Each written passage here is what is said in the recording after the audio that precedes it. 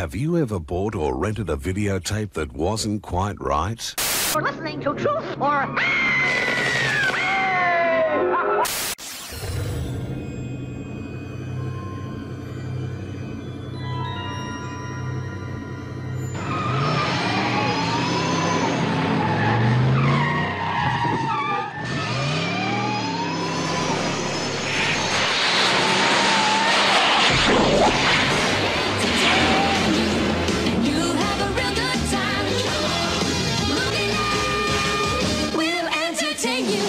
Welcome to episode 2 of the Movieland podcast. I'm Sean, and with me again today is my co-host Ned. It is the new year, 2025, and it only felt like yesterday we were saying Merry Christmas, but with time gone so fast, we won't have to wait so long for this epic schedule ahead of us. But before we move forward, what have you been watching over the last couple of weeks, Ned? Happy New Year to you, Sean. Yeah, I've been watching a whole bunch, and because we are talking a lot about vampires this month with the release of Nosferatu, I went on a little bit of a vampire binge, man. I threw back to The Forsaken, which I know that you're a big fan of, and it was just great on that nostalgic type feel to go back and listen to even some of the music and stuff that featured in there, Sean. You had some Cold Chambers, Soulfly, and it made me remember why I loved these movies back in the day.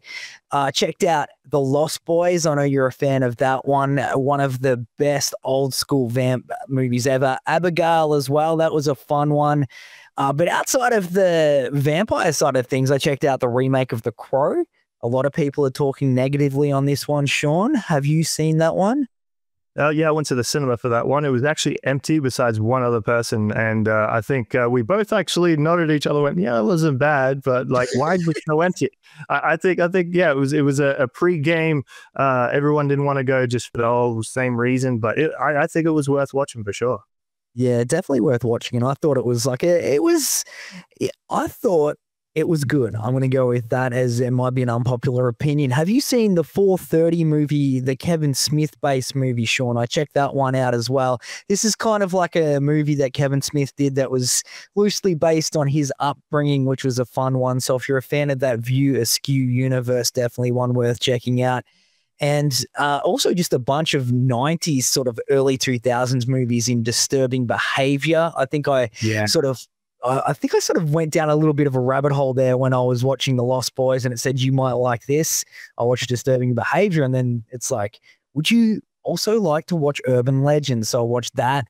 And another one, I know you're a fan of this one, Idle Hands, Sean. That was an absolute blast from the past, from the late 90s there, and had some fun cameos in there from The Offspring and Blink-182. And I don't know, man, like that was just, to me, I just absolutely love the movie Idle Hands. But on a more recent type of things, I went to the cinema last night and checked out Wolfman, which was very good. Wow, yeah, Wolfman looks really cool. But yeah, no, it looks like you actually packed a long list together. I'm quite surprised and proud of you, buddy. Yeah, no, there's... I didn't want to let you down this month. I've been on a binge. Yeah, I got to say, it's my time to jump under the table. There was a couple of films in there I haven't seen, so writing that Kevin Smith one down, definitely check that out. I'm a fan of his work, so definitely put that on the list. But yeah, the films I've been checking out lately is actually the sequel to Heavy Trip, which I talked about on the Milo interview. I did not know the sequel came out, so I was jumping for joy, and it was already out. So Heavier Trip is a Finnish film, so you do have to watch it with subtitles, but there's a little bit of English in this film this time. Again, like if you haven't seen the first one, now you've got 2 to put on your watch list there. Definitely entertaining and funny. Heretic is another one I checked out. Juror number 2, that one was surprisingly very, very entertaining. That was actually directed by Clint Eastwood. He's retired from acting and now doing directing. He's done some pretty interesting films. So yeah, I binge watched Silo, which is a TV show on Apple TV. Season 2's going wild and just wrapped up its final episode. Another one on Netflix, La Palma. This one's foreign as well, but it's about a volcano that kind of explodes, and then the whole mountain kind of collapses and causes this huge tsunami. And it's great to see, you know, a disaster film actually pick up their quality of it, like with actors and CGI. All looked amazing. So La Palma, one on Netflix to check out. But yeah, other than that, TV show on Disney called Candy. based in the 80s about a serial killer. That one was wild. Make sure to grab your popcorn and follow us because we've got the ultimate guide for new releases at the cinema and all of the streaming services combined. Plus, we'll uncover some hidden gems I'm sure you may have missed. Prepare your watch list because it can never be full enough. Be sure to follow us on social media and check out our website at movieland.au. If you enjoy the show, don't forget to like, subscribe, and show us some love. Your support means a lot. And by the way, we also release a free digital magazine every month, which is where most of tonight's discussions are drawn from. Now, Ned, we've seen the 2025 release schedule. What is the most anticipated movie coming out this year? It's hard to get it down to just one, Sean. There is a whole bunch coming out. But I think if you had to say the most anticipated, it wouldn't go past one in Happy Gilmore 2. Now, that Happy Gilmore was an absolute cult classic, and I think I've seen that movie more than any other movie. It's a gutsy move by Sandler bringing up a sequel to this one because it was just so good. So that would be my most anticipated one for 2025. How about Flight Risk? This one looks so damn good. I'm excited to check that one out. Jennifer Love Hewitt is returning, and I know what you did last summer with Freddie Prinze Jr. as well. Big fan of the slashers. Cannot wait for that one. Hard Eyes. I've never even heard of this until you told me about this. I'm very excited for it. It's coming out next month. That looks all sorts of good. Den of Thieves 2 in cinemas right now. I'm very excited to check that one out. Final Destination Bloodlines. I didn't know about this one either. You want to talk about those movies that I love from back in the day. Those Final Destination movies were awesome. Cannot wait for this. I'm not sure. Can you tell me any more about that, Sean? Like, is this a reboot or is it a sequel or what's going on there? Yeah, no, I'm pretty sure that's a sequel. The storyline is actually under wraps, but unfortunately, Tony Todd, who starred in most of the films as like kind of that Undertaker, yeah, he actually passed away not too long ago. But he sadly about that, he actually filmed his parts for Bloodline, so his last film role will be released posthumously, which will be great to see, but also quite haunting as being the Undertaker as well and being passed on. It's quite sad, but a good tribute to see that he left something behind for us to see him in at the last minute there. But the Final Destination, I think, sticks through time as probably one of the most on your edge tense films from the 90s. Like Devon Sawa obviously putting on probably one of his best performances in that first film. Even the sequel, I think number 2 with the car pileup, I think no one drives behind trucks anymore because of that film. That's so true. And every time you're following a truck that's got the tree logs or whatever, and you're like, whoa, Final Destination right away. So yeah, very much looking forward to that one. They're bringing out a new Predator this year too, which will be pretty cool. The Fear Street series, Sean, I don't know, like if you're a fan of those, the R.L. Stine Fear Street, looking forward to that. And last but not least, this is probably the biggest one on my list. If it's true, I thought who else to tell me than the great Sean Montague on this one. Last Friday, it's on a list of 2025. Is it happening that you know? Because I saw that it is. Not heard of that. Yeah, no, you've found something that I've not found. I've not heard of that at all. So that'd be interesting to see if that really comes to fruition for sure. Yeah, apparently it was on an IMDb list of 2025 movies to come last Friday. And we were talking about it on the last edition of the Movieland podcast. How cool it is with Ice Cube and the rappers and whatnot jumping up. And he's coming out in a new Anaconda movie as well, I think, which will be very, very cool.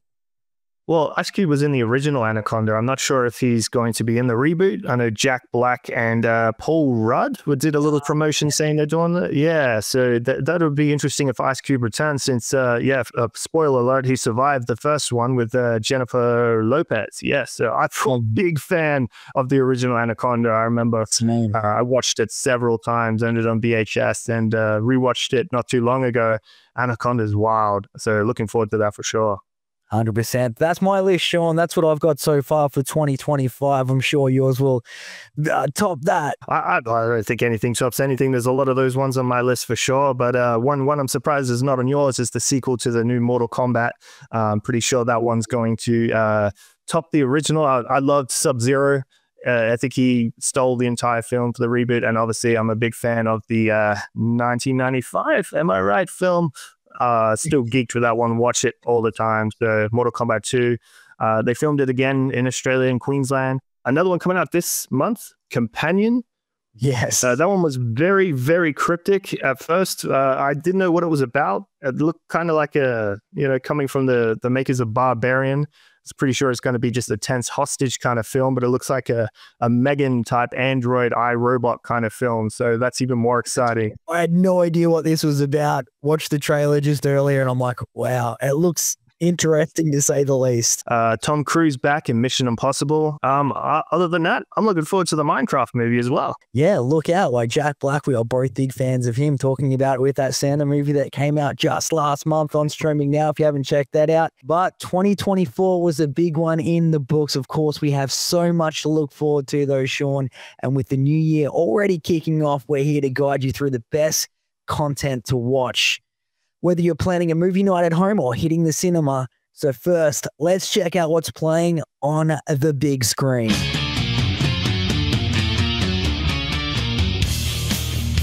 All right, the vampire movie genre has been around for a long time, but few films have made as big of an impact as Nosferatu. The 1922 German horror movie is still one of the most important films about vampires.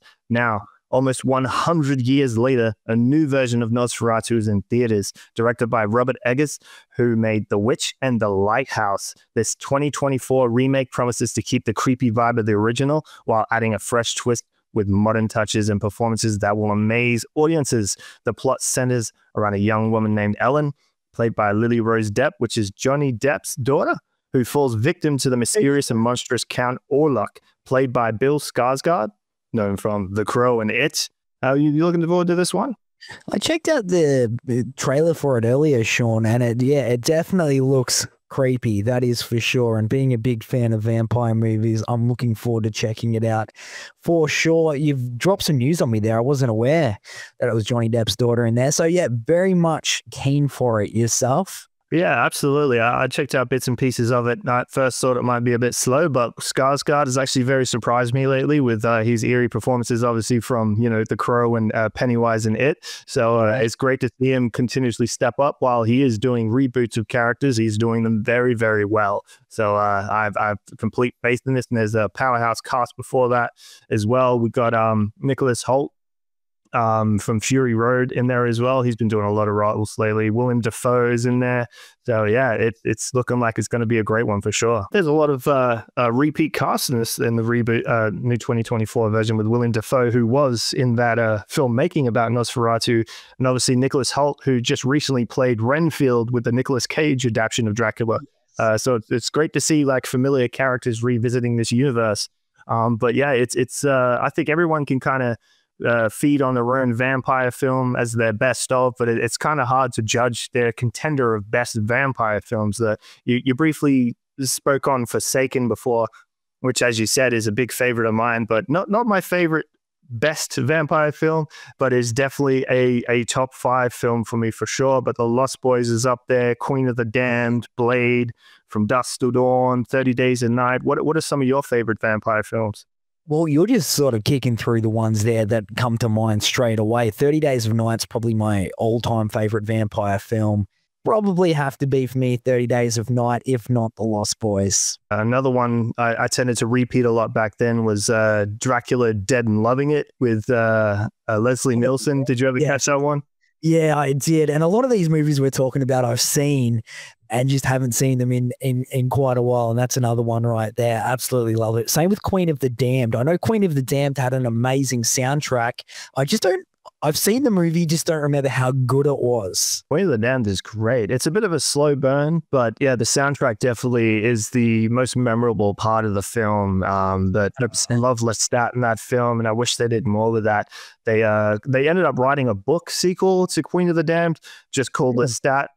I didn't read it, but I heard about it. Apparently it's nothing that I wanted it to be. Unfortunately, I wanted to continue on the musical vibe, but I guess he left that behind with his newfound love, I guess, at the end of the film. But yeah, Interview with a Vampire is actually a prequel to Queen of the Damned if you put the books in order. That one with Brad Pitt and Tom Cruise. That one's actually a great film as well, if you've seen that one. Yeah, seen it again many, many years ago and didn't know it was a prequel. So that's how long ago we're talking there. Have you seen Abigail? Sean, I know there's a lot of the ones we're talking about here are some old school ones, but Abigail was pretty good. I checked that out the other day. I liked the take on that one there as far as new ones, because you can get a lot of misses in the vampire side of things, but I thought that was a hit as well. Yeah, Abigail's been on my watch list for a while, but I haven't got into it yet. Definitely looking forward to that one. Other ones that come onto my list, I actually got to talk about Dracula Dead and Loving it again for a moment, because I watched that one back in the 90s and I think I watched it like a lot. Like I just pop it on in the background a lot when I first kind of discovered it. But the funny story is I actually never watched Bram Stoker's Dracula with Keanu Reeves for a long time. Like I actually never seen it until probably, like 10 years ago that I actually started. I still never completed the whole film, bury me alive. But I've got to watch that. But the reason why I couldn't get through it is because of Dracula Dead and Loving it, because it's that's a parody of Bram Stoker's Dracula. It's I was talking about this with Renoli from Dangerous Minds, how they made High School High, which is a remake of parody of Dangerous Minds. But the thing is, I seen Dangerous Minds first, so I could take it seriously.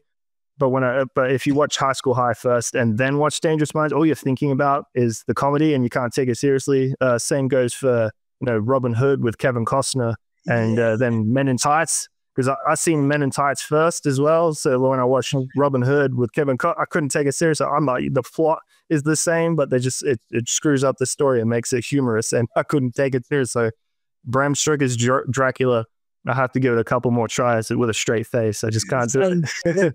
It's the same with the scary movies. I'm just happy that I saw most of those horror movies before, you watch the spoof of it. They haven't made one of those in quite a while, have they? They're actually making another scary movie with the original Wayans brothers, which is amazing. I'm looking forward to see what they do with that. Very cool. Another one that kind of stands out is John Carpenter's Vampires. Did you ever see that one? Pretty sure.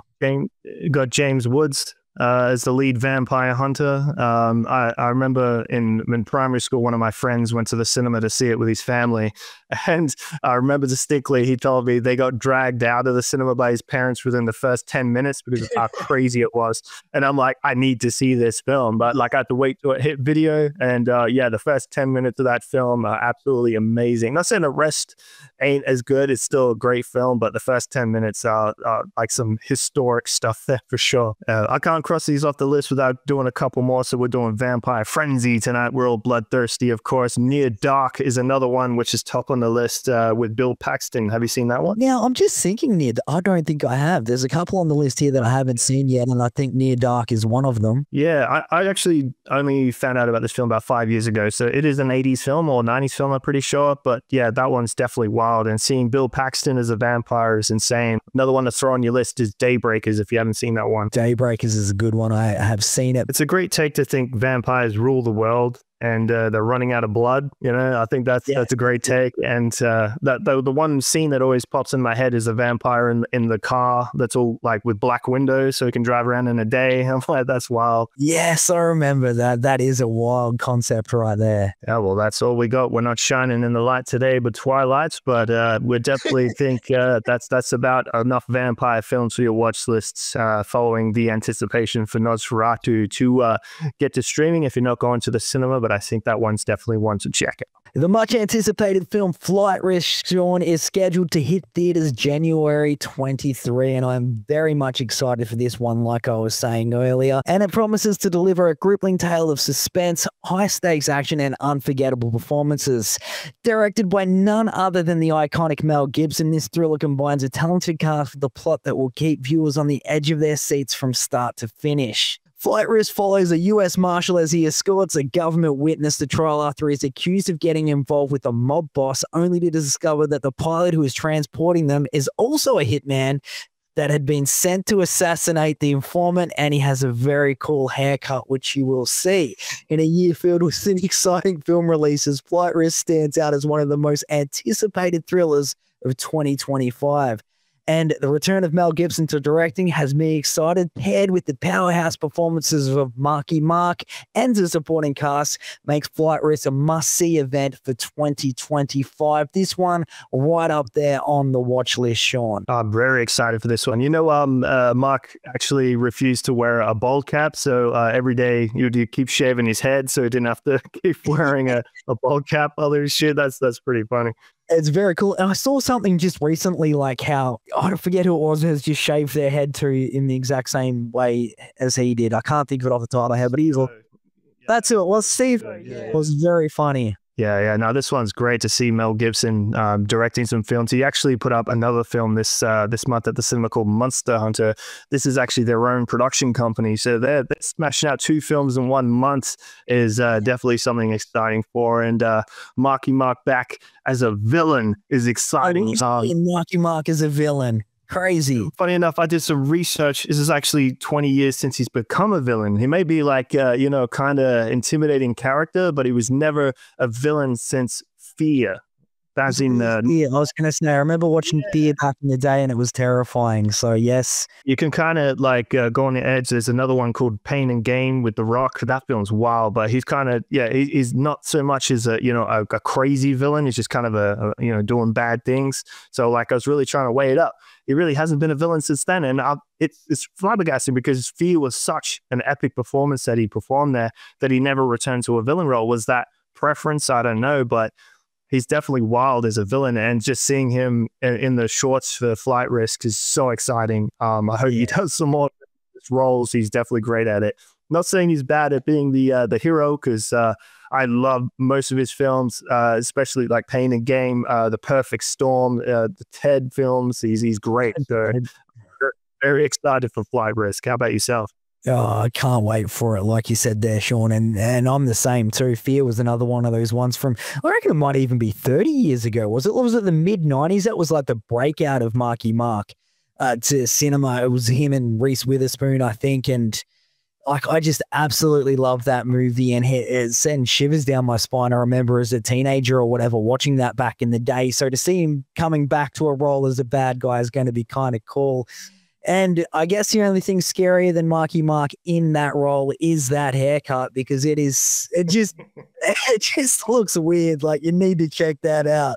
So excited for that. But yeah, you're right. It's actually 30 years since Fear. My bad. So it's 30 years since he's been a villain. Wow. Where it is, the one and only time I will school you on something there. And I believe Alyssa Milano was in that Fear movie as well. That was absolutely amazing. I love her too, man. So yeah, very much looking forward to this. One's like I said earlier, it's like right up there with my top movies of 2025. Cannot wait to watch it. Next up on the big screen, we have Companion, an upcoming American romantic psychological thriller film written and directed by Drew Hancock and featuring production from the makers of Barbarian and Strange Darling. The film stars Sophie Thatcher, which is from Heretic that we previously talked about, Jack Quatt from The Boys TV show, and Lucas Cage from Smile 2. The plot has been very cryptic since its announcement. However, this is what we know so far. A weekend getaway turns bloody and violent when a subservient android that's built for human companionship goes haywire.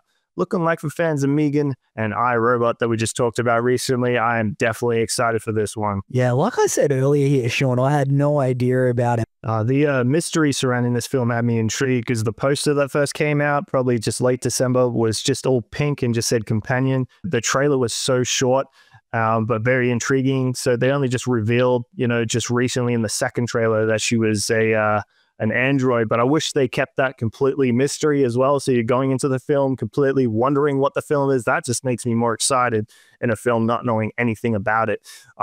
But hey, that I guess they needed to spill the beans there a little bit to get people more intrigued, because I am still intrigued by it, and it makes more sense why they kept it under wraps. But I stopped watching the second trailer after the 10 seconds. I'm like, I've seen enough. I'm ready. I'm sold. I cannot wait for this one. Yeah, the android love robot right there. And I tell you, sometimes they can give away too much in the trailers like that. So I 100% agree with you. Like, I watched one last night when I was at Wolfman. I'm like, I basically just saw the whole movie. This film, as I said, features production from the makers of Barbarian and Strange Darling. Have you seen either of those ones? I've seen Barbarian, not Strange Darling, and Barbarian was a good one. So it just has me even extra excited for this one, because when I first saw Companion, I thought it was going to be some sort of romantic kind of thing, but it's not what I thought it would be at all, and very much has my kind of deal written all over it. I know it's coming out a little bit earlier than Valentine's Day, but I'm hoping it still plays over Valentine's Day period. So people do go to the cinema thinking it's a Valentine's Day flick, and get turned on their heads. Yeah, no. Barbarian was wild. Justin Long, like he does horror so much justice, like more than any actor, I believe. Like Jeepers Creepers, one of my all-time favorite horror films, and they do a salute to Jeepers Creepers and Barbarian at the very end. I'm not going to give it away if you didn't notice. But yeah, Barbarian was wild. And yeah, from the start, feels like a different film and then goes completely different direction. Yeah. It does it what? Like it's like two movies in one, Barbarian. Yeah, exactly. Like, you know, if Justin Long's in a horror movie, it's probably not going to be a good time for him. He plays that victim side of things well. But yeah, the other one, Strange Darling, I actually watched this the other week. Kyle Garner, he's a great upcoming actor. Well, he's been at it for a while, but he's just making really good progression lately. He used to be, his first kind of breakout role was in Jennifer's Body. Then he was in the reboot of A Nightmare on Elm Street, but just more recently he was in Smile and Smile 2. And I recently talked about Dinner in America last podcast. But yeah, Strange Darling. This is like 3 movies in one.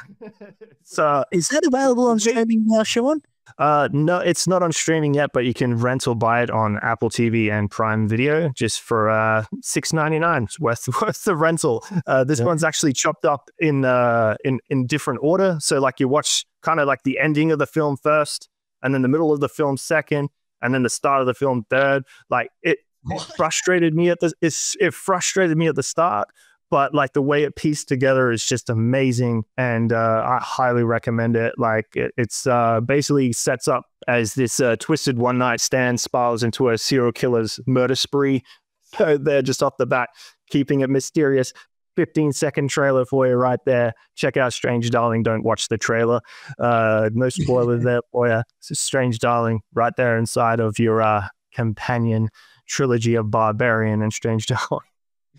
I'm sold. All right, Sean. Well, I saw this one last night, Wolfman. It's an American horror film directed by our very own Lee Wannell. Do you remember him from Recovery back in the day, Sean? Like, I'm so proud of his, like how far he's come. He used to be on the ABC on a show in the morning called Recovery with Dylan Lewis, and here he is now.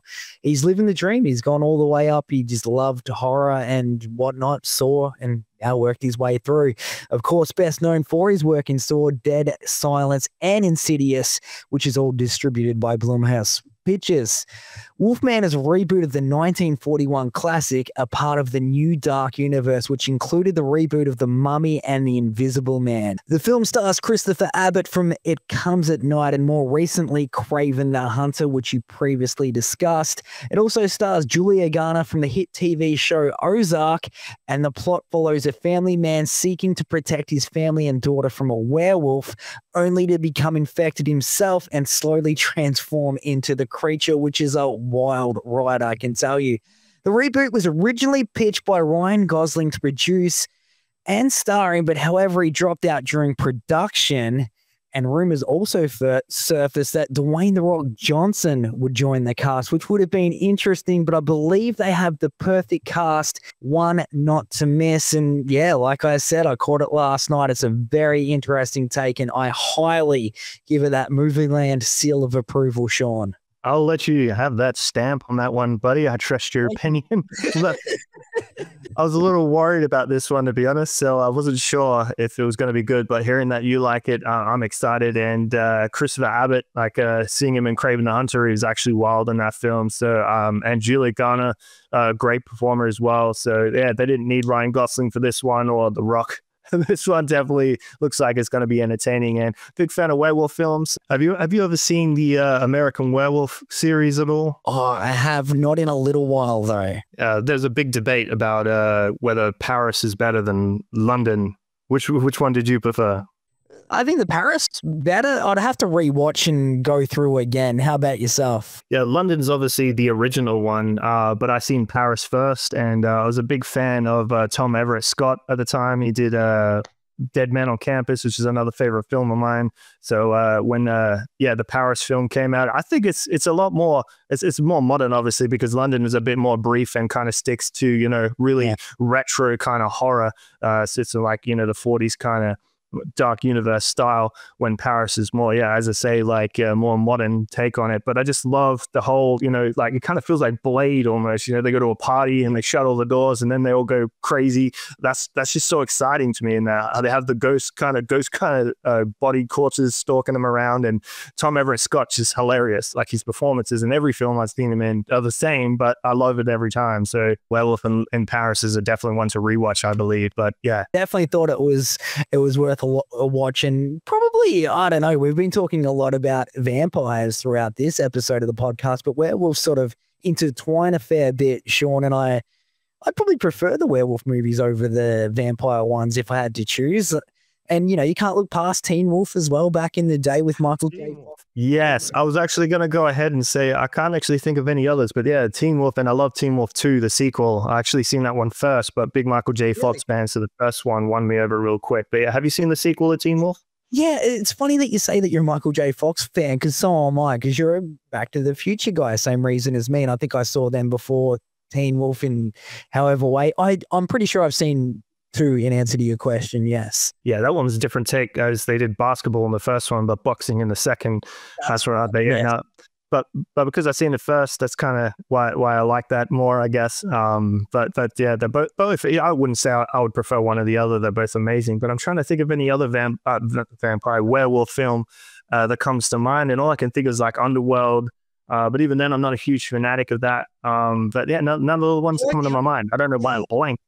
Yeah, the blanks are coming up, but I was going to say the Underworld series. You didn't like them, Sean. I was a big fan of them, especially the first couple. Underworld was good, the first one. I just can't really recall it much. I remember wanting to watch it more than once. So like it's something I'll have to rewatch to really give you our 2 cents. But yeah, that's like me with pretty much every movie that you say. Like I've seen it, but yeah, need to rewatch kind of thing. And just getting back onto the Michael J. Fox there in Teen Wolf. It's funny you're talking about the basketball and the boxing side of thing. I don't know if you ever saw it, but there's a funny meme getting around. Like in the 80s was the only time like where a boy turns into a werewolf and they continue the game of basketball. Like it's just very funny. Love it.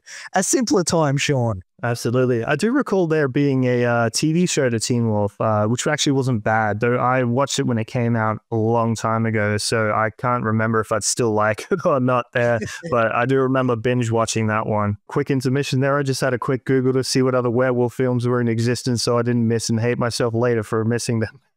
There is actually a new werewolf film that just came out called Werewolves. I don't know why I didn't think of it. That one looks insane. I haven't seen it yet, but that one's definitely one to check out. I got another one for you, Ginger Snaps. Have you ever seen that one? Oh, Ginger Snaps, yes. That was good too. What would you choose, werewolves or vampires, Sean? Yeah, that's another thing I was about to bounce off. I don't know how you could pick werewolf over vampires on Vampire all day, buddy. I don't know. Maybe it's just because I'm coming off the high of watching Wolfman last night. I thought it was very cool. Right, I get you. We need a new vampire movie ASAP. Nosferatu might convert you back over to the dark side or the bloody side, the red side. If you're looking for the perfect summer evening out, head to the Moonlight Cinema, the ultimate outdoor movie experience under the stars. Enjoy the latest blockbusters, cult classics, and family favorites at one of their stunning locations across Australia. Screening now until February 16. Movies this season include A Complete Unknown, Better Man, Moana 2, Freaky Friday, and Bridget Jones' Diary, to name a few. Make the summer unforgettable and create the perfect family memory at Moonlight Cinema. All right. Also, get ready to relive the 90s in style. The Radical Rewind Cinema Club is back with another amazing retro screening at the Odeon Star Cinema. Located just a short distance from Semaphore Beach in South Australia, this special event will be showcasing the iconic 1998 hit, The Wedding Singer, starring the one and only Adam Sandler, on Friday the 14th. of February. Tickets are on sale now. Whether you're a longtime fan or seeing it on the big screen for the first time, you won't want to miss this rad trip back in time. We always look forward to what the Radical Rewind Cinema Club has in store each month, and this screening promises to be no exception. Also, being a Valentine's Day event, what a perfect plan to add to your night. Loving these retro screenings at the cinemas lately, Ned. They're definitely something to support. Like, a lot of movies I missed seeing on the big screen when I was a kid due to age limitations and whatnot. But yeah, what movie did you want to see on the big screen that you missed out on? Can't even sort of think right now. What about yourself, Sean? Yeah, Mortal Kombat was #1 on my list. I remember seeing the trailers and I cut out all the pieces out the newspaper for it. I was so excited for it to come out, but no, my mother didn't want to take me because she wasn't into that, and I was really disappointed. So yeah, I had to wait for that to come to video. And Spawn as well. I couldn't stop thinking about it every day until it eventually came to video. It was that baby face Sean Montague right there. Yeah, there's so many that I would have liked to got into back in the day. The first thing that comes to mind, I guess, for me would be, you know, Mallrats. I saw that for the first time, like, on cable. Like, I haven't seen, I'm a big Kevin Smith fan and haven't seen, I don't think, any of his films at the cinema. It's always on Blu-ray or DVD or streaming or whatever. I would like to go along and catch one of his movies at a cinema. That would have been amazing. I tell you what, another one that would have been cool to see, Last Action Hero. We feature it here. I didn't see that at the cinema. Did you? No, I did not. That would have been wild. That would have actually been the perfect movie to see at the cinema, coming to think about it. Like, but no, I didn't see that there either. But there's just so many that I could go through, but not as many fun stories as what you've got there. Seeing these movies at the cinema, especially in their age of when they came out, felt like, you know, seeing your favorite band on stage, you know, rather than listening to them on CD at home, like seeing them on the big stage. Like, I felt glad to have been there. For example, I got to see Twister, the original Twister, when it came out at the drive-in, and when that drive-in scene came on and you're thinking, oh, the tornado's coming at the drive-in, I'm like looking around the cars and that's just sort of coming, like scared little me.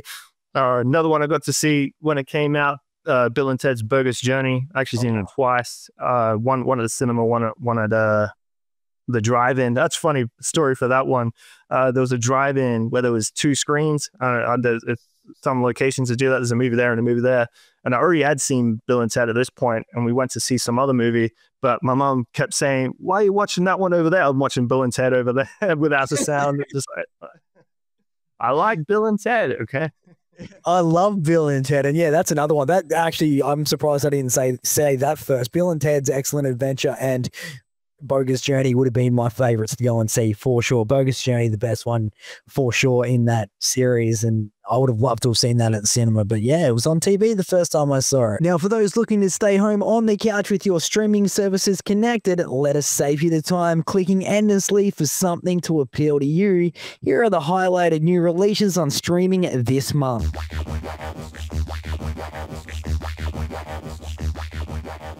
New to streaming this month on Netflix, Wallace and Gromit return in their new feature film, Vengeance Most Foul, a British claymation comedy for the whole family. Already checked this one out, and yeah, for a Wallace and Gromit fan, this one was great. I actually haven't seen a lot of their films, but yeah, did you check this one out yet?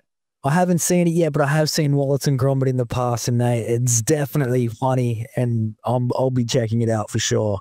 I've only seen bits and pieces of the TV series, but now, yeah, wants me to rewind and check out some of the other films for sure. But yeah, for wrestling fans, WWE moved over to Netflix this past week with live weekly episodes of Raw and SmackDown with pay-per-view events on the schedule, including the Royal Rumble and WrestleMania, with John Cena and The Rock back on the roster.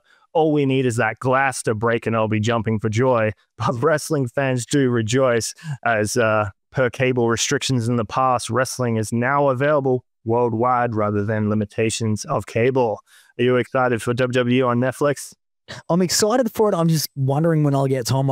Everything that people have said that the first episode of Raw was apparently phenomenal and very nostalgic. So have to check it out. Excited that it's there. And was kind of surprised that it went to Netflix, really, but I'm all about it. How about you, Sean? I'm still a Foxtel subscriber, so like I was very fond of the WWE channel. I had that on quite frequently, and they actually had WCW on there as well on demand. So I loved rewatching Nitro and all the old WCW pay-per-views. So the only downfall of the Netflix move over is they didn't move over the WCW content. If they do, maybe they will in the future. I hope so. But otherwise, yeah, no, it's great. It's great to see it, reach a bigger audience because back in my day, even especially for WCW Nitro. Did have to watch it on Foxtel. So obviously I'm a long-term Foxtel customer. So this is quite different for me moving away from Foxtel to watch wrestling because I've been doing it since the 90s. But yeah, the WCW Nitro used to be on such an odd channel. I think it was like a black and white movie channel. And then at 10 o'clock at night, it would flip over. And then there was Nitro. I can't remember. I think it was called PCM or something. I can't remember the channel. I was going to say TCM. I remember it. It used to be on the... Yeah, that's one. Yeah, 7 and 10. I used to watch it as well. I was more into WCW back in the day than what I was WWE, crazily enough. That's how I discovered so many things through it. So I'm a wrestling fan from way back as well. That's funny. We're both watching the same channel, buddy. That's amazing. I thought no one was watching TCM, but me, I swear, like, I don't know much about TCM, but it felt like, such a bore when it was before Nitro. Like, it was just boring. And I just thought, like, the ratings probably went up at 7 when it started, like... Why wasn't this not on a different channel? I've got no idea, but yeah, I agree. I remember it. It was like all black and white.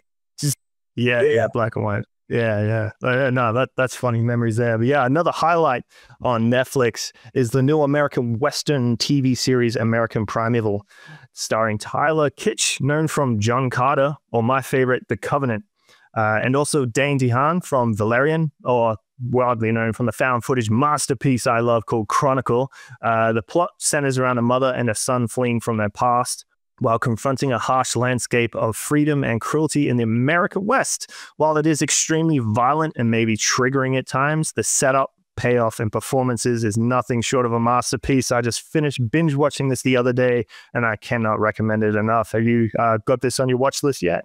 Well, I was looking at Netflix earlier today and it was the first thing that came up and was recommended to me. And I thought the same thing. I've got to put it on the watch list.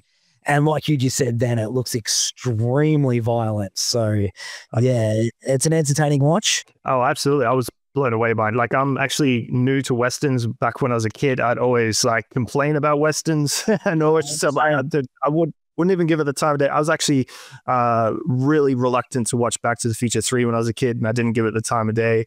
And it wasn't only to the last like 10, 15 years that I gave it another try. And like, so I did watch it, but I always hated it because of the Westerns. I don't know what my hatred was. Just don't know what it was. I just found it very boring. But now I'm like opening the door to all these Western films I missed out on my entire life because they're wild. They're really great. And Back to the Future 3 has actually become my most watched Back to the Future lately because it feels like a new movie to me. So I watched the first two so many times. Now I've rewound Back to the Future 3. It's like a brand new Back to the Future to me. So yeah, I watched that. But yeah, this show surprised me. The first episode, I was kind of like, wasn't sure if I wanted to invest into it, but it was still intriguing. Kept going, got really violent and crazy, but like payoff, man. But by the end of the series, I was like upset it finished. So, it was good when you want more once it finishes. So yeah, very, very surprised by this one. Definitely going to have to watch it.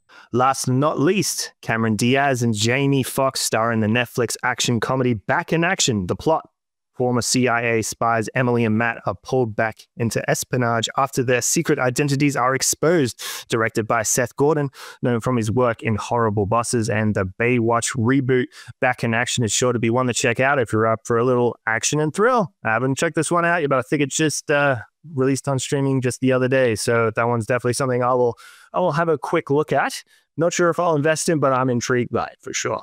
Yeah, fan of Cameron Diaz from back in the day of The Mask, Sean. So I've been a fan of his for many years, and Jamie Foxx is always pretty consistent in what he does as well. So yeah, definitely sounds like it'll be a bit of a one worth checking out. Yeah, a little fun fact. I'm pretty sure that Jamie Foxx is actually in talks for playing Al Simmons, aka Spawn, in the new Spawn movie, which is meant to be in production, which has been in development hell for quite some time. But being a massive Spawn fan, I just wish they'd go back with Michael J. White. No disrespect to Jamie Foxx, but if they have to go that route, I'm still excited to see Spawn back on the big screen anytime soon. It's possibly the coolest thing that you've said in this entire podcast, Sean. Like, you and I are very much cut from the same cloth. I'm very excited for that. And you want to talk about great soundtracks, what we've been talking about a little bit as well. Can't really look too much past that Spawn soundtrack from back in the day either. Well, Sean, let's switch gears to Disney Plus. I'm so excited that you've got me talking about Disney Plus here, and very much excited for this one. It is filled with content this month, including the brand new Goosebumps entitled The Vanishing, an original tale in the Goosebumps universe about a missing person. But when it comes to these stories, there's always a twist and worth checking out. The Vanishing is now streaming on Disney Plus, with Ross from Friends in it, David Schwimmer, I believe. So that's going to be interesting seeing him in the Goosebumps side of things. And that's my plan for tonight after we record, actually, is checking that out, Sean. I'm interested to hear what you think of it. I've actually been pretty behind on the new Goosebumps. I did briefly look at the Justin Long episode, but I must have failed to get through it. But I definitely checked that one out. But I was a big fan of the old Goosebumps, especially the TV shows. There was one, A Night in Terror Tower. I don't know if you ever seen that. Dude, the Goosebumps series from back when we were younger, absolutely amazing. You sort of shaped my childhood and my love for Halloween and all that sort of thing. That's a topic for another day, I guess, though. But yes, I've definitely seen it. Now, the web-slinging hero we all know and love is swinging back into action in a brand new animated series. Just check the trailer out for this one too. Your friendly neighborhood Spider-Man. This one's coming January 29 to Disney+. So whether you're a long-time Spidey fan or just starting your journey with Peter Parker, this series is a must-watch for everyone, with Spider-Man back in cinemas as well. It's a great time for Spidey fans, Sean. Absolutely. They'll for Sony to bring all of the original Spider-Man films back to the cinema. It seems like Spider-Man fans will be there swinging back in every couple of days. Yep, ticket for Spider-Man, ticket for Spider-Man 2, ticket for Spider-Man 3, ticket for Amazing Spider-Man, ticket for Amazing Spider-Man 2. I can't remember what the new ones are called. But yeah, I'm actually a big fan of the Amazing Spider-Mans with Andrew Garfield. I really hope they eventually give him his third film. You know, all the other ones getting their 3-film deal. Like Garfield got cheated out of that third film. That's my favorite Spider-Man movie, is the second Amazing Spider-Man with Andrew Garfield. Also got the Chronicle Dandy Hound in there as well. Yeah, and I know you're a fan of this one too, and I've got to jump under the table because I still haven't seen it. There's no excuses why either, because it's on Disney. You can prepare yourself for a terrifying new chapter in the Alien saga that takes you to the edge of the galaxy, where survival isn't just an option, it's the only choice. Alien Romulus is now streaming exclusively on Disney+. The stakes are higher than ever, the danger is closer than you think, and trust us, you won't want to look away. Sean, I know this one gives you a big tick of approval for sure. Stream Alien Romulus now on Disney+, if you dare, and it's highly recommended by one half, the main man, the CEO, Sean. No, I think we both have to agree on something to get that seal of approval now. That may be a little terms and conditions for that. I'm sure I love it. I will watch Alien Romulus before podcast 3, Sean. Alien Romulus is wild. But yeah, actually I haven't rewatched it a second time yet. I've seen it at the cinema, and I bought a copy of it. And yeah, I've been excited to rewatch it. It's absolutely, definitely up there as one of my favorite films of last year for sure. Yeah, I remember you saying that. I remember you saying you have to check it out. And it was like, there was something else that came out at the same time, and you're like, yeah, that was okay, but Romulus, that's the one you've got to see, and I still haven't. Now, if you missed it at the cinema or are impatient for these films to become available on streaming, we recommend you check out digital rentals on platforms such as Apple TV and Prime Video. Available this month, we recommend checking out, number one on the list for me is Heretic. It stars Sophie Thatcher, who's in the upcoming Companion, and Chloe East as two Mormon missionaries who attempt to convert a reclusive man, Hugh Grant, but realize he is more dangerous than what he seems. This film is a lot of talking, but filled with intensity and mystery. I'll give this probably up for fans of Saw and twisted films like Barbarian. Heretic is now available to rent or buy. Oh, that does sound like a great one right there. And Hugh Grant's in it, Sean. Yeah, seeing him as a villain was quite interesting for sure. He's usually the rom-com kind of guy. So yeah, it was intimidating and very smart. Like I say, like there's a lot of talking, but it's not boring and mysterious for sure. That's the way I'll put it. No, I'm just going to leave it as that.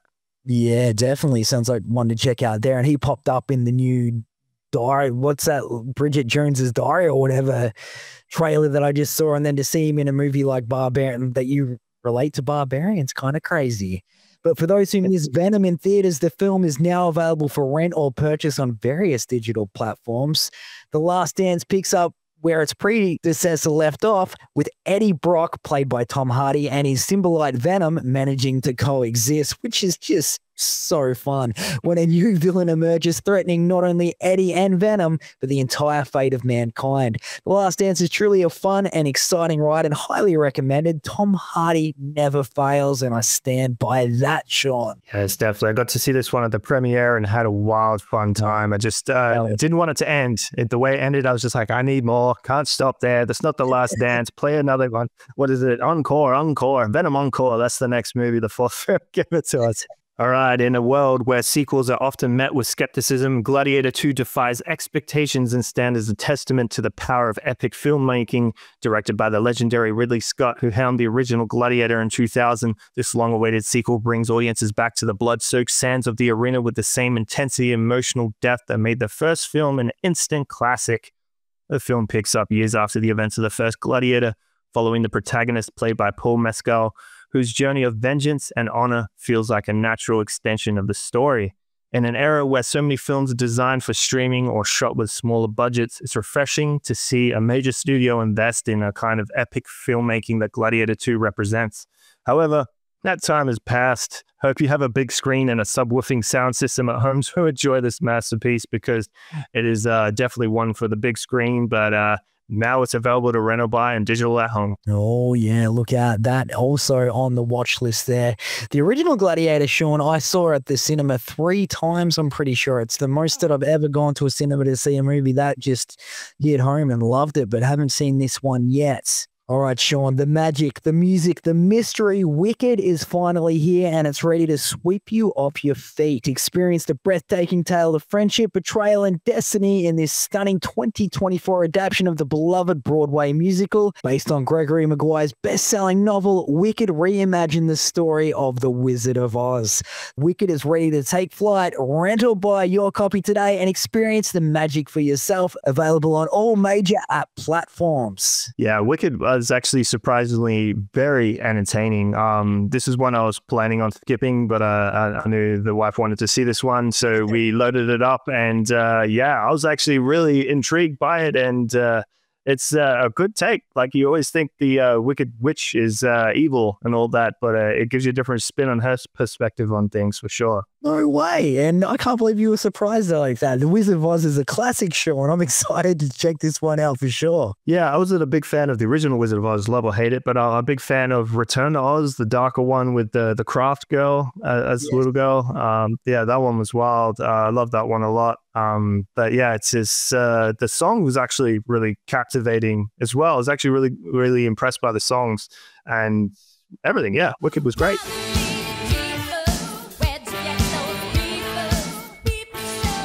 All right, it's not an old movie if you haven't seen it, so rewind to a classic movie this month. We got some hidden gems for you that we recommend that you dig up and check out. Number 1 on the list is Happy Gilmore. Just as we've spoken before, released in 1996, Happy Gilmore is one of Adam Sandler's most iconic films, a comedy that perfectly combines his unique brand of humor with a heartwarming underdog story. An exciting turn of events, obviously, we got a Happy Gilmore sequel in development for Netflix. Details about that plot are still on the wraps, but fans are eagerly anticipating a return to the hilarious world of Happy Gilmore and his beloved cast of characters. Yeah, and I cannot wait for that sequel like we were talking about earlier. That's going to be very interesting to see where they take that. And I'm not sure if you saw it, Sean, but the guy that plays Shooter McGavin's gone out on his Twitter and said, he like posted a picture of Adam Sandler and said, no way I'm losing to this guy in the sequel. Like, he's walking around looking very out of shape and whatnot. I thought that was quite clever. Yeah, it's really interesting to see where they'll take that one for sure. Yeah, and I absolutely love this segment on the Movieland podcast, throwing back all about the nostalgia. And released in 1994, Major Payne is a comedy that has stood the test of time most definitely, offering humor, heart, and an unforgettable performance by Damon Wayans. Directed by Nick Castle, the film blends blends military discipline with slapstick humor in a way that remains cherished by audiences, making it one of the most beloved comedies of the 90s. Despite not being a massive box office hit upon its initial release, Major Payne quickly gained a devoted following through home video and television airings. It's a film that has only grown in stature over the years, cementing its place as a timeless comedy classic. As we celebrate Major Payne and its enduring legacy, one might ask, has anyone ever heard the story of the little engine that could? And one of my favorites also off that one, Sean, if he's alive, he ain't happy. Sensitive. I love that movie. I don't think anyone in primary school in the 90s wasn't quoting Major Payne. Like, it's an absolute quote filler of a film. Everything that comes out of that film is gold, pure gold. Pure gold. And I love the Movieland did the throwback on that. All right, released in 1994, Guyver, the Dark Hero is a gritty, action-packed sequel to the 1991 film Guyver, which was itself based on the manga and TV series Bio Booster Armor Guyver. This darker and more intense follow-up takes the series to new heights. Directed by Steven D. Souza, he did Street Fighter 1994 and Die Hard 2 1990. Starring David Hayter, he is known for being a voice actor on X-Men and Watchmen, and known as Snake in the PlayStation game Metal Gear Solid. The original Guyver film, also known as Mutronics in Australia, also starred Mark Hamill from Star Wars, but was more of a kid-friendly comedy kind of spin with a little bit of, violence here and there. But Dark Hero recasted and is way darker and a gory, crazy R-rated kind of Power Rangers film. There's always been a third film in talks, but it never came to light. But I highly recommend this one. Have you ever seen Guyver at all? I have not, but this one has got me all sorts of curious. That's a star-studded lineup right there and sounds 100% up my alleyway. Sean, what a gold piece. Released in 1994. I'm only finding out about that in 2025. Yeah, I think I stumbled upon the first one, Mutronics, in the video store because it was very much presented like the Teenage Mutant Ninja Turtles cover. It was white and they're all kind of ganged up and they had the same green kind of text. So I'm like, hey, this looks like Teenage Mutant Ninja Turtles. So I grabbed that. And again, yeah, it's very kid-friendly, and I didn't stumble upon the sequel till later, but love the sequel. Like, I don't even recommend the first one, to be honest. It's still great, but I rewatched Dark Hero, so much. It's, there's so many good fight sequences in this film that, go on for, 15, 20 minutes that are just perfect. And I don't know, that like I said, it's more violent and gory, so it's definitely something you should put on top of your list to check out. 100%, and you had me at Teenage Mutant Ninja Turtles there, Sean. All right, well, here's one I definitely recommended. Don't Tell Mum the Babysitter's Dead, released in 1991. It's a film that has remained etched in pop culture as a beloved classic, and then, the more we sort of do these things, Sean, I seem to like these cult classics. Directed by Stephen Heretic, this dark comedy about an ambitious teenager who unexpectedly has to take control of her family after the death of their babysitter. This one became a standout film of the early 90s. Although it wasn't an immediate box office sensation, the film found its footing in home video rentals and cable television, eventually achieving a status as a cult classic amongst fans. That's what I'm talking about. A standout performance by the one and only Christina Applegate, a massive fan there. The film's influence is undeniable as it captures the essence of 90s teen comedies.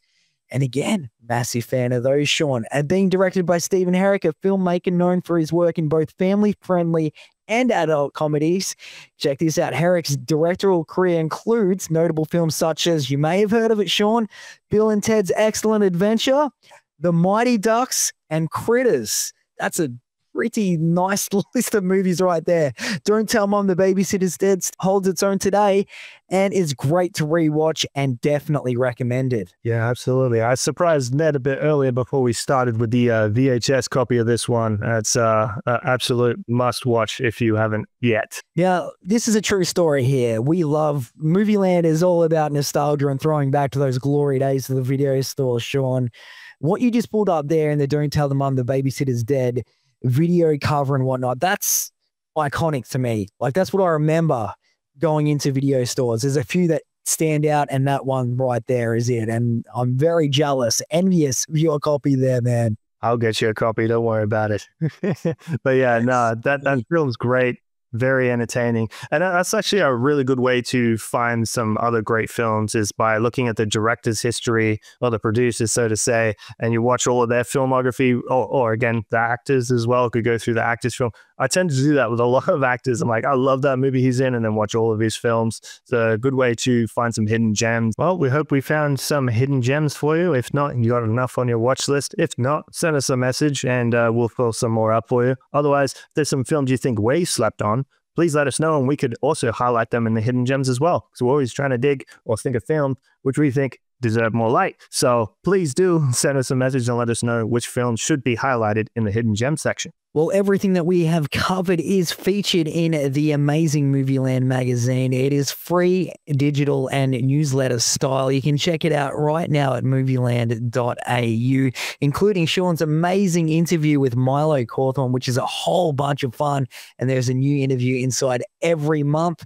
Movieland Memories as well. Sean, like the work ethic that you have put into this is second to none. Yeah, it's great to really just get Movieland on people's minds again, rather than, obviously what I'm doing as well, keep just on my own take, but to rewind and bring things back to memory, like pictures of the original locations. And if I can find any other retro kind of collectible cups or calendars and stuff, which I recently just stumbled upon to showcase that. So yeah, Tony, the original owner, wind it back a little bit, a fan kind of sent me an old Movieland commercial showcasing these Movieland calendars, and like a core memory unlocked that I just forgot about, that I used to own these Movieland calendars and had them up in my room. I remember it specifically because I got it and I didn't like any of the movies that were in the calendar except one. And it was Terminator 2, and I left it as Terminator 2 all year round. And funny enough, like I messaged Tony. I'm like, oh, look, Tony, the original owner of Movieland. I'm like, I just remembered these Movieland calendars exist. Do you still have any by any chance? And like a week later, he's like, what's your address? I'm like, yeah. And he sent me down a stack of Movieland calendars. And look, back there, if you can see it, Terminator 2 makes his reappearance on my wall again all year round. What month is it, Sean? October, my birthday month too, which is wild. There you go. That's awesome. Seeing Max back again on this commercial was pretty exciting. He actually talked in this commercial. The first time I've heard Max talk, the mascot. So that's a mission of mine. You can see in the future of Movieland, we're going to bring Max, an animation of Max, back to life. I'm currently seeking an animator. So if you or yourself know anyone who animates, message us and let's see if we can bring Max back to life and do some fun things. Other Movieland memories I have bubbling around would be, the same as you, looking through all the endless aisles of videotapes and seeing those cases. That's why I collect VHS tapes, and obviously the cardboard cutouts around my room slightly resembles a video store, so I well and truly miss Movieland and Blockbuster a lot. So yeah, I don't own these videotapes to watch them because, the Blu-rays and the HD copies exist. I just like seeing them around to pretend I'm still in that wonderful, wonderful place that was my playground. Oh, I love that right there. How many video tapes do you think you'd have there, Sean? I haven't really counted them, but they take up the majority of the room, that and the cutouts. Like anyone that comes in my room, like even when I was a kid as well, I had a smaller room when I was a kid, and I had like 4 or 5 cutouts in there at the same time too. I remember one that I'm so sad and I got rid of was the faculty cutout. And this cutout was like this wide, and it still stood out this thick. So it took out all my walk room. So you'd walk into my room like this.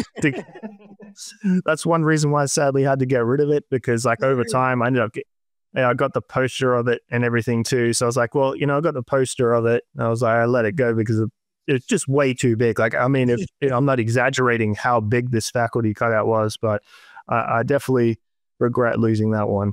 Yeah, they're hard to come by now too. Like the people in my local cinema won't even give you the posters anymore. Like you go in and ask and they're like, no, I'm like, I'm happy to pay, and they won't even do it anymore. So back in the day, they used to give you things left, right, and center, but not anymore. The faculty, I would have been holding on to that. I used to have an Inspector Gadget cut out like that, where he had like his little helicopter thing. I don't even know whatever happened to that, but that was like one of the standouts that you're talking about from that movie that had what was that guy's name? Matthew Broderick in it. Like, I think that was him. And yeah, I had that in my house. Yeah, that's wild. Yeah, they definitely bring like it decorates the store to a more like fascinating way than what it is now. Like as you say, your cinema doesn't give away posters and stuff, but my local cinema still does, but they sell them. But I did a trip down to like my local's Wallace, but there was another one, Hoyt's, which I went down to, and I used to get cutouts and posters from them all the time in the past, but not to bag on them and anything. I get what they've done, but they've completely converted to a digital cinema now. So instead of having cutout, they have these big digital screens with moving posters and stuff. I get it, but I don't like it. I'm like, I don't like change.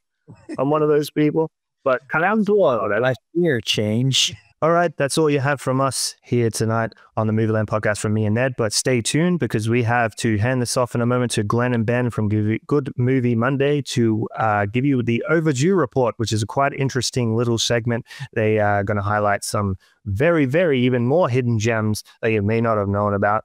But yeah, we want to thank you for putting up with us and listening to our streaming guides and cinema guides, and hopefully we've got some things on your watch list and you're going to be entertained. And make sure to follow us on social media and check out the Movieland Magazine and check out the website, movieland.au. And thank you again, Ned, for joining us. I hope you're entertained and got some things on your watch list and excited to hear what you hear about them next month. Thank you so much, Sean. It has been a whole bunch of fun this month. I have so many new things on the watch list and so many things to sort of look back in and put on the list. So thank you very much for taking time out and chatting, man. It's been a whole lot of fun. Don't forget to be kind and rewind, and do not do your homework without wearing headphones. Repeat.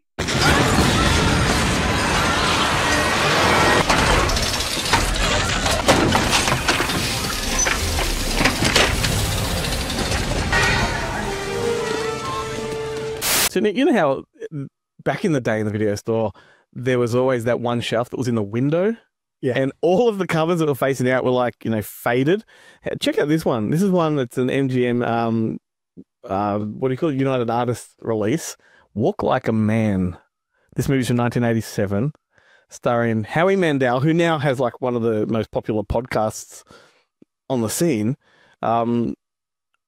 With an incredible cast. You've got Christopher Lloyd, Amy Steele, Cloris Leachman, Colleen Camp.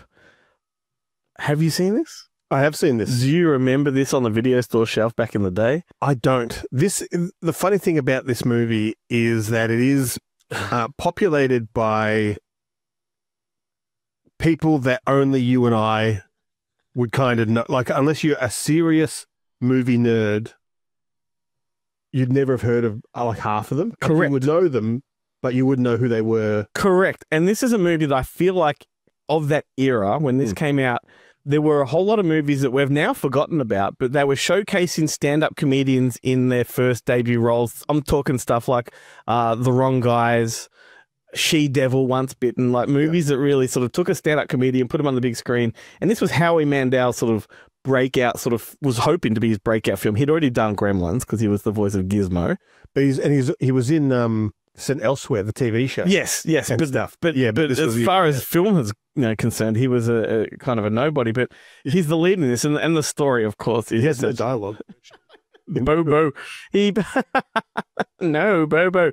He essentially plays, the story is about a wealthy family that a generation ago lose their infant son in the middle of the wintry forest, and that son is presumed dead. Little does the family know that the son was rescued by wolves and raised by wolves, and then cut to 25, 30 years later, and he's discovered and comes out of the forest and returned to his family right at the time as the inheritance has been read, and half of the money goes to this character called Bobo, and then it just becomes Christopher Lloyd spends the rest of the movie as his older brother trying to kill him. Because Christopher Lloyd has already blown his half of the inheritance. Plays the most pathetic failed millionaire you can imagine. And he's like, he's hated by everyone. It's great. Yeah, so except for Colleen. So the reason I've chosen this film to talk about is because it's a movie that I grew up with and watched on repeat as a child. I loved every minute of it. I watched it again recently in preparation for this conversation and loved it just as much. It's a really interesting film. It is a film that I had not seen before. Yeah. But what I love about this, the thing that I really love the most, and I only realized it while watching it, is that whenever I think about my dream home, I've never been able to, like when you look on, like I spend a lot of time desperately trying to win the lottery. And I look on realestate.com imagining the house I'm going to buy. Yep. And I can never find one that's really the one I'm looking for. Even when I've looked on like, if I win 100 billion, I'm going to move to the US and I'll live in a house. And I've never found the house that they live in, and this is the fallback house too. Yeah. After Christopher Lloyd blows all of his money and has to move back in with his mother, Cloris Leachman, she lives in this rambling Victorian colonial house in Los Angeles. Yeah, it's like a large suburban house. Yeah. Yeah. But it is the ultimate, it's the kind of thing where you wish you had an uncle that you'd never met who died and left you his house, and you go in and it's got all these, it's like the Beetlejuice house where you're like, oh, what's up with this? In the West Wing turret. Look at all this stuff. Yeah. Here's his like classic comic collection. He's got, first appearances of all the major Marvel characters. Yeah. All the number, Spider-Man's first appearance of Batman and stuff. Like the house in it is so amazing.